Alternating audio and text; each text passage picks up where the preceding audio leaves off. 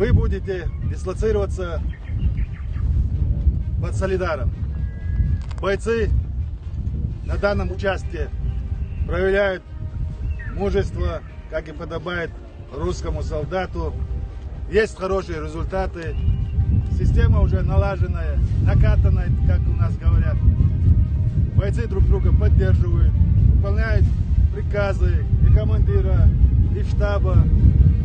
Вот. И поэтому я вам тоже желаю, чтобы вы длились как можно быстрее и выполнили тот священный долг, который вы сами себе определили. Я от вашего имени хотел бы поблагодарить главу Чеченской Республики, Героя России Рамзана Ахматовича Кадырова.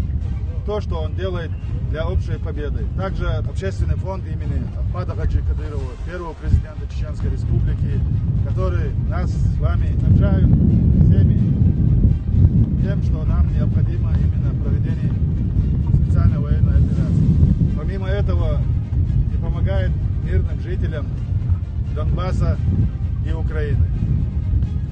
Добрый путь! Ахмат! Сила! Аллаху Акбар! Желаю всем удачи, успехов. Самое главное, выполнив приказ Верховного Главнокомандующего Владимира Владимировича Путина, а также главы нашей республики, героя России Рамзана Ахматовича Кадырова, чтобы вы живыми и здоровыми вернулись в своим целям.